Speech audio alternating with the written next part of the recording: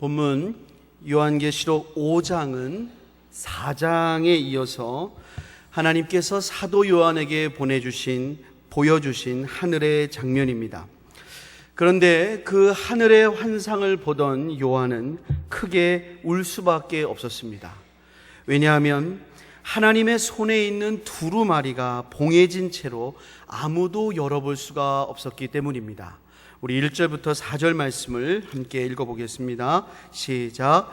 내가 봄에 보좌에 앉으신 이의 오른손에 두루마리가 있으니 안팎으로 썼고 7인으로 봉하였더라.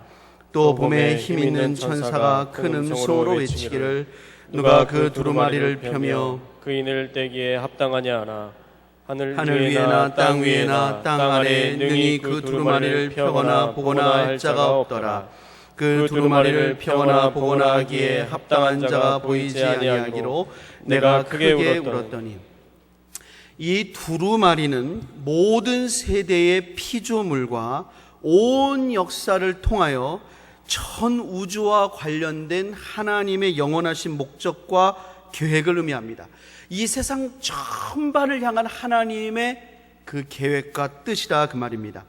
근데 이 두루마리가 안팎으로 쓰였고 7인으로 봉하여졌다고 했습니다. 안팎으로 썼다는 것은 내용이 빽빽하다는 것입니다. 그 하나님의 역사의 내용으로 가득 차 있습니다. 그리고 인으로 봉해졌다 그랬습니다. 여러분, 고대 세계에서 귀중한 문서는 이런 작은 밀랍 뭉치를 눌러가지고 인으로 쳐서 봉하였습니다. 근데 이렇게 7번 했다는 것은 완전히 꽁꽁 봉해놨다 그 말입니다. 여러분 생각해 보십시오. 모든 세대와 온 우주를 향한 하나님의 영원하신 목적과 계획이 완전히 꽁꽁 봉해진 채로 있다는 것이 무엇을 의미할까요? 예를 들어 이런 것입니다. 우리는 전능하신 하나님, 주권자이신 하나님께서 이 세상을 다스리시고 이끌어 가심을 분명히 믿습니다. 하지만 우리도 때때로 이 세상을 살면서 고개를 갸우뚱할 때가 있습니다. 하나님이 살아계신다면 왜 이런 일이 일어나도록 그냥 두실까? 왜 하나님은 이런 상황에서 침묵하는 것처럼 보이실까? 악이 득세하고 죄악이 관영한 세상을 왜 하나님은 방관하실까?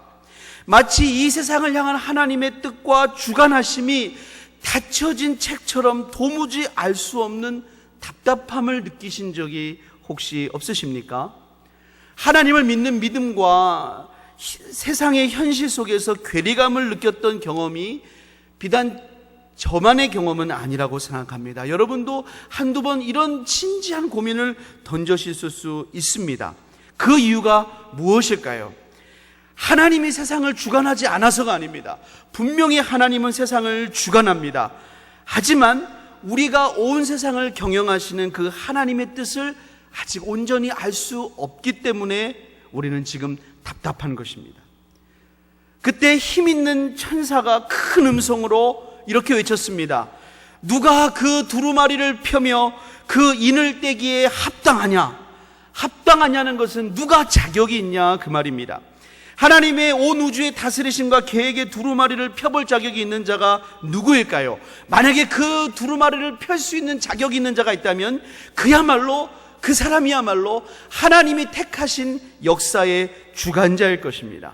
그러나 하늘 위에나 땅 아래에 능히 그 두루마리를 펴거나 볼 자가 없었다고 오늘 말씀은 기록합니다. 이것이 바로 사도 요한이 크게 울부짖었던 이유입니다. 이 답답하고 암울한 현실 가운데 하나님의 영광과 분명히 성경에 나와 있지 않습니까? 하나님이 얼마나 놀라우신지 그 영광으로 이 땅 가운데 강하고 찬란하게 나타나기를 바라는데 그 역사하심에 그 두루마리를 펼 사람이 없다는 것입니다. 특별히 요한계시록이 기록된 시대는 그리스도인들이 로마 황제 숭배를 강요당하면서 나는 로마 황제 숭배 안 합니다. 나의 주님은 예수님밖에 없습니다. 라고 하는 사람들이 순교의 피를 흘리던 때였습니다. 얼마나 하나님의 뜻과 구원하심을 간구했겠습니까? 그런데 여전히 하나님 손에 있는 두루마리가 봉해진 채로 있는 것입니다. 그래서 요한은 울부짖을 수밖에 없었습니다. 그때 24장로 중에 한 장로가 요한에게 이러한 위로의 말을 하였습니다. 우리 5절 말씀 읽어보겠습니다. 5절 말씀 시작. 장로 중에 한 사람이 내게 말하되 울지 말라. 유다 지파의 사자 다윗의 뿌리가 이겼으니 그 두루마리와 그 7인을 떼시리라 하더라. 그 장로는 유다 지파의 사자 다윗의 뿌리가 이겼으니 그 두루마리와 7인을 떼신다고 하였습니다. 여러분, 유대 지파의 사자다. 이 사자는 짐승 사자를 말하는 것입니다. 이것을 떠올릴 때 연상되는 말씀은 창세기 49장입니다. 이게 떠오르는 분도 있고 아직 못 떠오르는 분도 있을 텐데 창세기 49장이 떠올라야 됩니다. 한번 펴보시기 바랍니다. 창세기 49장 9절로 10절 말씀입니다. 제가 읽는 동안 한번 찾아보시기를 바랍니다. 유다는 사자 새끼로다. 내 아들아, 너는 움킨 것을 찢고 올라갔도다. 그가 엎드리고 웅크림이 수사자 같고 암사자 같으니 누가 그를 범할 수 있으랴. 규가 유다를 떠나지 아니하며 통치자의 지팡이가 그 발 사이를 떠나지 아니하기를 실로가 오시기까지 이르리니 그에게 모든 백성이 복종하리로다. 야곱은 이 자녀들에 대한 예언을 시작하면 이것은 후일, 다르게 번역하면 마지막 때이라고 하면서 이 예언을 시작했습니다. 그러면서 유다에 대해서는 뭐라고 그랬냐? 사자와 같다 그랬어요. 그러면서 바로 10절에 뭐라 그러냐? 유다에게는 통치자의 지팡이가 떠나지 않는데 언제까지 그렇게 되냐? 실로가 오시기까지 이른다 그랬습니다. 이 실로는 메시아를 의미합니다. 즉 메시아는 유다 지파로 오실 것이고 그분은 사자와 같이 용맹한 분이십니다. 그분이 누굴까요? 바로 유다 지파로 오신 예수님이십니다. 할렐루야. 또한 장로는 그분이 유다 지파의 사자일 뿐만 아니라 다윗의 뿌리라고 그랬습니다. 여러분, 성경은 메시아가 다윗의 자손으로 올 것을 약속하고 있습니다. 그런데 이사야서 11장에 보면 메시아는 다윗의 자손인 동시에 다윗의 뿌리입니다. 우리 한번 이사야서 11장 1절도 찾아보겠습니다. 이사야서 11장 1절. 자, 이사야서 11장 1절 제가 읽겠습니다. 이새의 줄기에서 한 싹이 나며 그 뿌리에서 한 가지가 나서 결실할 것이요. 여러분, 이새는 다윗의 아버지입니다. 그러므로 이새의 줄기에서 한 싹이 난다는 것은 다윗의 싹을 말하고 다윗의 싹이다, 이건 다윗의 자손을 가리킵니다. 그런데 이새의 줄기에서만 한 싹이 나는 게 아니라 이새의 뿌리에서 한 가지가 나서 결실한다고 그랬습니다. 하나는 싹이고 하나는 뿌리에서 나는 것입니다. 뿌리입니다. 그래서 메시아는, 이 이사야서 11장은 메시아에 대한 예언인데 다윗의 자손인 동시에 다윗의 뿌리입니다. 이새의 싹인 동시에 이새의 뿌리인 것입니다. 이 메시아도 예수님을 가리키는 것입니다. 왜냐하면 예수님은 육신적인 혈통으로는 다윗의 자손입니다. 하지만 보다 근원적으로 보면 예수님은 다윗의 뿌리입니다. 왜냐하면 예수님은 다윗보다 먼저 계신 분이고 다윗을 다윗되게 하신 분이고 심지어 다윗도 시편 110편에서 그리스도를 보고 내 주라고 고백을 했습니다. 그러므로 예수님은 다윗의 뿌리입니다. 이걸 다 정리하면 뭐냐? 예수님은 유다 지파의 사자요 다윗의 뿌리이십니다. 그 유대 지파의 사자요 다윗의 뿌리이신 예수님이, 다시 한번 여러분 본문으로 넘어가 보세요. 지금 왔다 갔다 해서 정신이 없으실 텐데 오늘 본문 요한계시록 5장 5절에 보니까 그분이 뭘 했냐? 그분이 이겼다 그랬어요. 유다 지파의 사자 다윗의 뿌리가 승리했다. 주께서 강하고 크신 능력으로 승리하셨기 때문에 그 두루마리를 취하고 인을 떼시기에 합당하다라고 장로가 선언했다 그 말입니다. 요한이 장로로부터 이와 같은 주님의 승리에 대한 선포를 들었을 때 요한이 생각하는 주님의 모습, 말 그대로 위엄 있고 강력 있는 사자의 모습을 연상했을 것입니다. 한번 포효하면 산들이 떨리는 그런 사자를 떠올렸을 것입니다. 하지만 요한이 실제로 본 사자는 그와는 정반대의 모습이었습니다. 우리 한번 6절과 7절을 읽어보겠습니다. 6절 7절 읽습니다. 시작. 내가 또 보니 보좌와 내 생물과 장로들 사이에 한 어린 양이 서 있는데 일찍이 죽임을 당한 것 같더라. 그에게 7뿔과 7눈이 있으니 이 눈들은 온 땅에 보내심을 받은 하나님의 7영이더라. 그 어린 영이 나와서 보좌에 앉으신 이의 오른손에서 두루마리를 취하시니라. 그가 본 주님, 강하신 주님은 한 어린 양이었습니다. 그것도 일찍이 죽임을 당한 흔적이 있는 어린 양이었습니다. 여러분, 너무나 역설적이지 않으십니까? 유다 지파의 사자이신 주님, 다윗의 뿌리이신 강하고 능하신 주님은 어린 양으로 오셔서 십자가에서 죽으심으로 승리하셨습니다. 용맹한 사자로서 다른 사람을 물어뜯고 찢음으로써 승리하신 게 아니라 자기 몸을 물어뜯게 내어주심으로 승리하셨습니다. 이것이 하나님의 방법입니다. 이것이 하나님의 승리입니다. 하나님의 강하심은 십자가에 자기를 내어주실 수 있는 강함으로 나타나셨습니다. 이렇게 승리하신 예수 그리스도야말로 하나님의 계획과 뜻이 담긴 두루마리를 취하실 수 있는 유일한 분이십니다.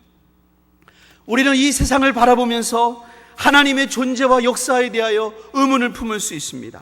왜 하나님은 이렇게 하실까? 여기에 어디에 하나님의 뜻이 있는가? 우리는 질문할 수 있습니다.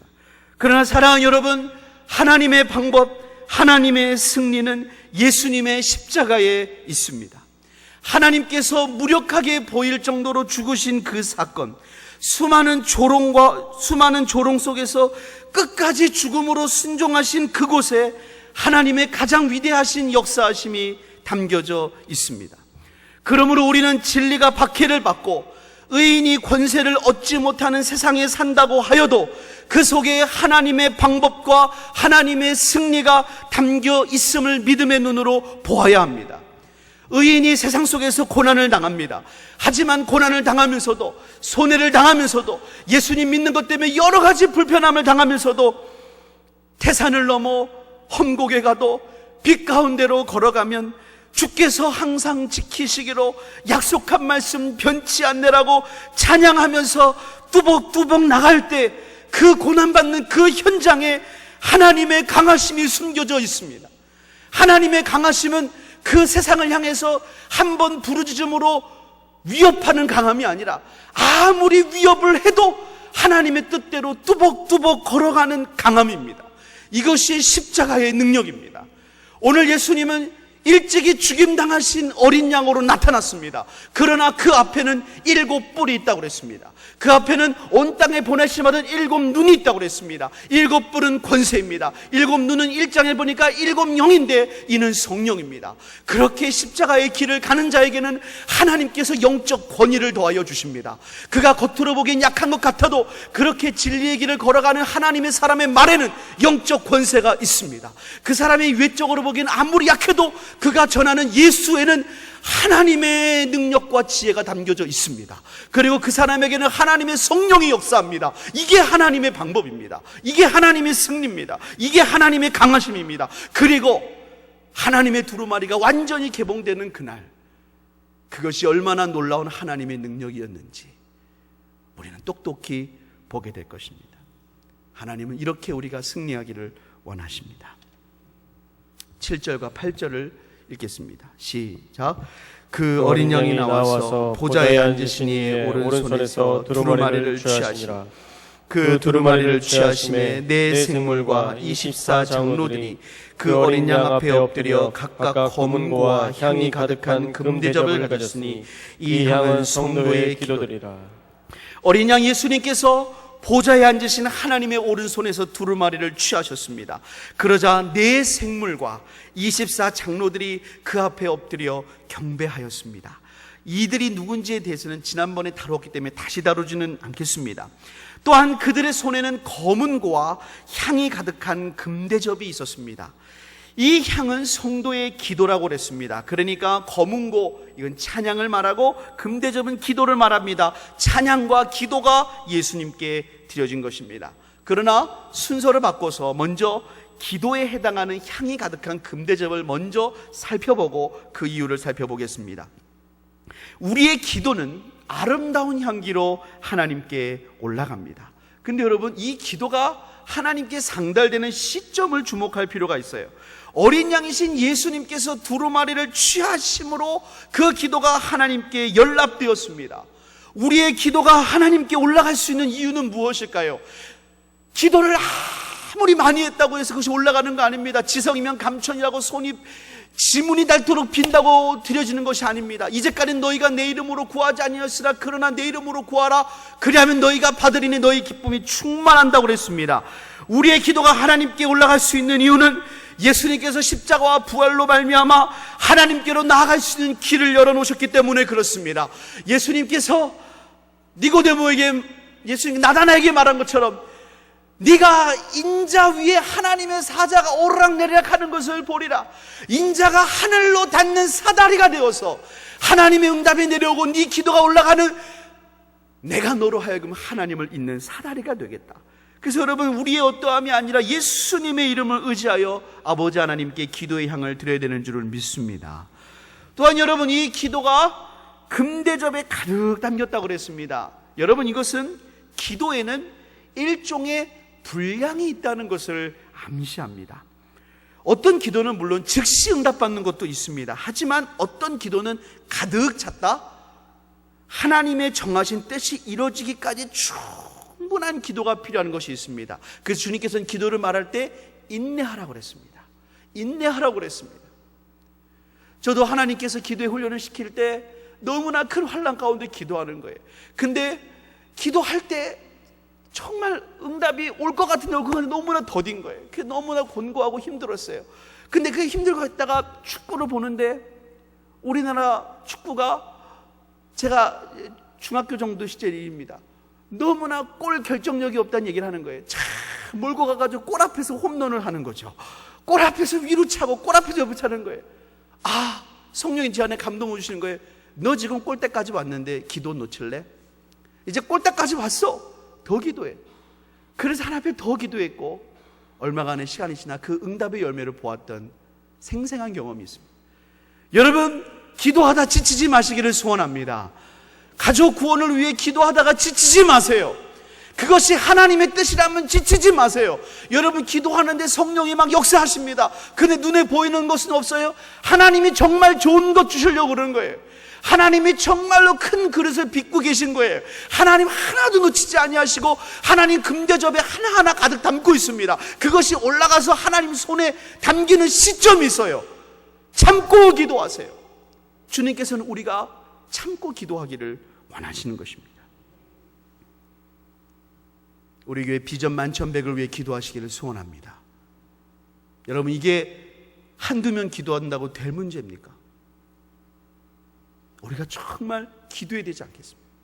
그 기도가 쌓이고 쌓여서 우리의 비전이 하나님께서 분명히 우리 눈에 이루실 날이 있음을 분명히 믿습니다. 이어서 하늘에는 예수 그리스도를 향한 찬양의 향연이 벌어집니다. 근데 이 찬양도 크게 세 파트로 진행이 되었습니다. 첫 번째는 내 생물과 24장로들의 찬양입니다. 우리 9절과 10절 말씀 읽겠습니다. 시작. 그들이 새 노래를 불러 이르되 두루마리를 가지시고 그 인봉을 떼기에 합당하시도다. 일찍이 죽임을 당하사 각 족속과 방언과 백성과 나라 가운데서 사람들을 비로사서 하나님께 들으시고 그들로 우리 하나님 앞에서 나라와 제사장들을 삼으셨으니 그들이 땅에서 왕노릇 하리로다 하더라. 내 생물과 24장로들은 새 노래로 예수님의 십자가 구속의 은총을 찬송합니다. 요한계시록 14장 3절에 따르면 땅에서 속량함을 받은 예수님의 구속함의 은혜를 받은 자 외에는 이 새 노래를 능히 배울 자가 없다고 그랬습니다. 그럼 이 새 노래는 뭐냐? 새로운 곡이냐? 우리가 그 새로운 곡을 주님께 배우는 것이냐? 물론 그럴 수도 있겠습니다만은 이것은 구속하신 예수님이 찬양의 주제가 되는 노래입니다. 그들이 부른 찬양의 내용을 보면 알 수가 있습니다. 주님께서는 그 내용이 이렇습니다. 주님께서는 십자가의 죽으심과 부활로 말미암아 두루마리를 취하시고 인봉을 떼기에 합당하십니다. 또한 그 희생의 핏값으로 하나님의 백성들을 각 족속과 방언과 나라 가운데서 당신의 피로 사셨습니다. 그리고 이제는 그들을 하나님께 드리셨습니다.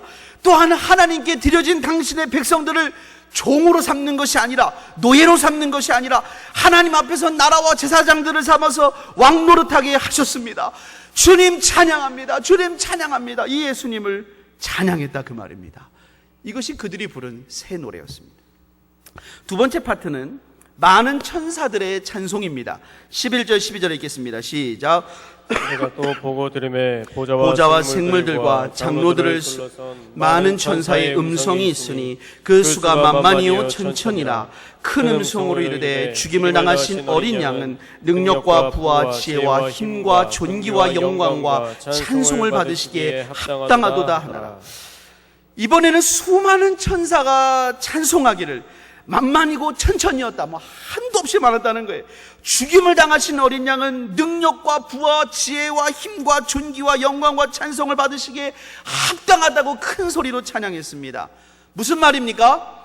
하나님의 능력 얼마나 크십니까? 하나님의 부요함, 하나님의 지혜로우심, 하나님의 힘, 하나님의 존귀하심, 하나님의 영광스러우심이 바로 당신의 십자가에 있습니다.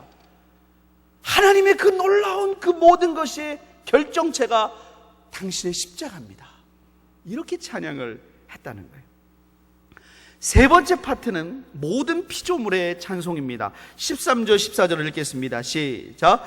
내가 또 들으니 하늘 위에와 땅 위에와 땅 아래와 바다 위에와 또 그 가운데 모든 피조물이 이르되 보좌에 앉으시니와 어린 양에게 찬송과 존귀와 영광과 권능을 세세토록 돌릴지어다 하니 내 생물이 이르되 아멘하고 장로들은 엎드려 경배하더라. 마지막으로 하늘 위에와 땅 위에와 바다 위에와 그 가운데 있는 모든 피조물, 이번엔 모든 피조물들이 찬양하였습니다. 그런데 위에 두 번의 경우에는 예수님께만 찬양을 돌렸는데, 이번에는 보좌에 앉으시니 성부 하나님과 어린 양 예수님 모두에게 찬송과 존귀와 영광과 권능을 세세토록 돌렸습니다. 자, 이 장로들과 내생물, 많은 천사, 모든 피조물의 찬양은 우리에게 몇 가지 중요한 영적 진리를 알려줍니다. 크게 두 가지를 말씀드리겠습니다. 첫 번째, 예수님은 찬양받으실 하나님이시라는 것입니다.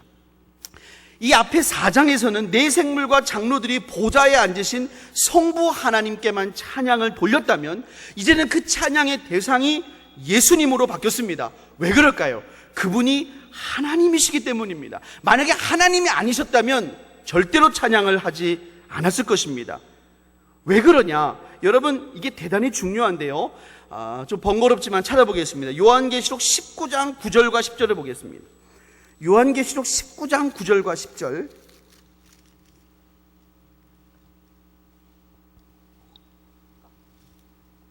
자, 한번 찾으셨으면 저랑 같이 한번 읽어보겠습니다. 시작.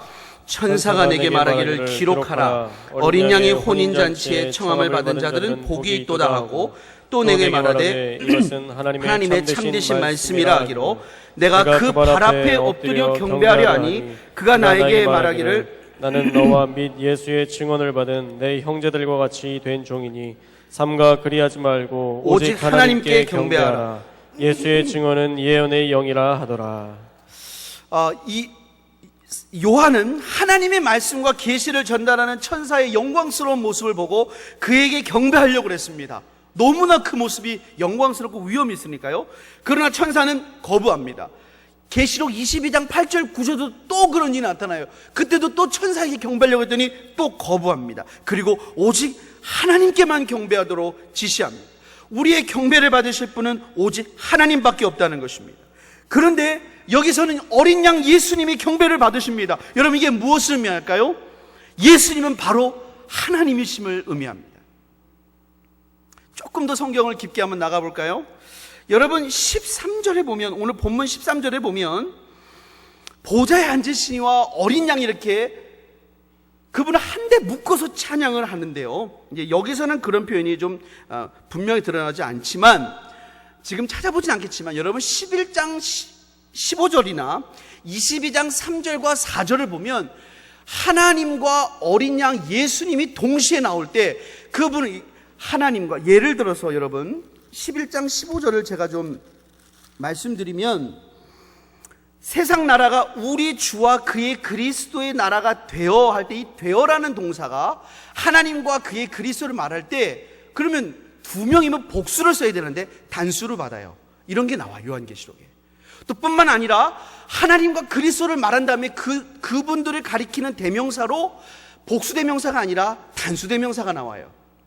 여러분, 이 요한은 이런 실수를 할 사람이 아니라고 봅니다. 왜냐하면 여러분, 요한계시록 연가를 보면 굉장히 문학적으로 탄탄한 구조를 갖고 있어요.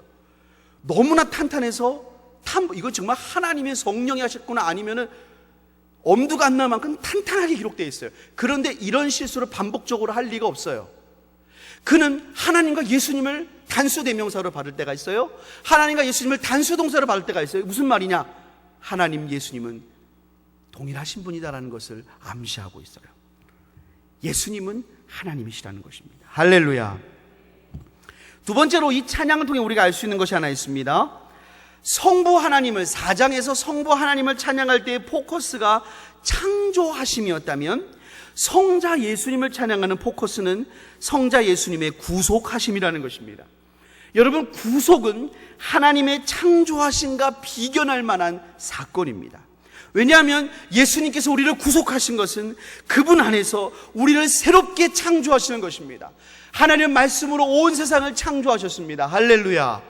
그러나 예수님은 당신의 십자가와 부활의 공로로 우리를 새롭게 창조하셨습니다. 그래서 4장에서는 하나님의 창조를 찬양하고 5장에서는 그분의 구속하심을 찬양하는 것입니다. 고린도서 5장 17절에 보니까 누구든지 그리스도 안에 있으면 새로운 피조물이라, 이전 것은 지나갔으니 보라 새 것이 됐다고 그랬습니다. 예수님 안에서 우리는 새로운 창조가 벌어졌습니다. 할렐루야. 또한 고린도서 4장 6절에 보니까 어두운 데서 빛이란 말씀하셨던 그 하나님, 그 창조의 하나님께서 예수 그리스도의 얼굴에 있는 하나님의 영광을 아는 빛을 우리 마음에 비추셨다 그랬어요. 창조의 하나님은 우리를 구원하시는 하나님이십니다. 그러므로 예수님의 구속하심을 영원토록 찬양하는 것입니다. 말씀을 맺겠습니다. 사랑하는 여러분, 예수님만이 하나님의 영원하신 뜻과 계획을 이 땅에 온전히 드러내고 이루시는 유일한 분이십니다. 우리는 그분을 통해서 하나님께 기도할 수 있습니다. 예수님만이 찬양받으실 하나님이며 영원토록 그분의 구속의 은혜를 찬양하는 저와 여러분이 되시기를 주님의 이름으로 축복합니다. 기도하겠습니다. 우리 시간 한 목소리로 함께 기도드립니다. 하나님, 이 말씀대로 정말 우리를 구속하신 주님을 찬양하고 날마다 주님이 걸어가신 십자가의 길로 걸어갈 수 있는 하나님의 사람들로 축복하여 주옵소서. 우리가 잡심으로 기도드립니다. 하나님 아버지, 감사합니다. 주님께서는 유다 지파의 사자요 다윗의 뿌리였으니 하나님 아버지, 정말로 주님 하나님의 방법으로 승리하심을 분명히 믿습니다. 하나님, 우리에게도 주님을 닮아 십자가의 길로 승리케 하여 주시고, 하나님 역사의 주관자이신 주님, 그분을 찬양하고 날마다 주님과 동행하는 은혜가 있도록 역사하여 주옵소서. 날마다 성령과 함께 좁은 길로 승리하는 하나님 백성이 될 수 있도록 우리를 붙잡으시고, 날마다 주님 앞에 기도함으로 나가는 하나님 백성 되도록 주님 역사하여 주시옵소서. 영광받아 주시옵소서. 우리 한 번 더 기도하겠습니다. 나라와 민족을 위해 기도하시고 우리 교회를 위해 기도하실 때 비전 만천백을 위하여 우리 담임 목사님 날마다 성령의 기름을 갑절로 부어주시고 강건함을 붙잡아 주시옵소서. 하나님, 우리 교회 모든 사역들을 축복하시고 특별히 1에서 3남조인데 오늘 주간 예배를 드리는데 하나님 붙잡으셔서 노년에 하나님 정말 하나님을 강건함으로 예배하고 찬양하는 귀한 남존 될 수 있도록 은혜 허락하여 주옵소서. 우리 같이 합심으로 기도하겠습니다. 하나님 아버지, 감사합니다. 하나님 아버지, 이전에 우리를 불러주시고 하나님 앞에 기도하게 하시니 감사합니다. 이 나라를 위해 특별히 기도할 때 하나님, 특별히 메르스 때문에 이 나라가 많이 위축되어 있습니다.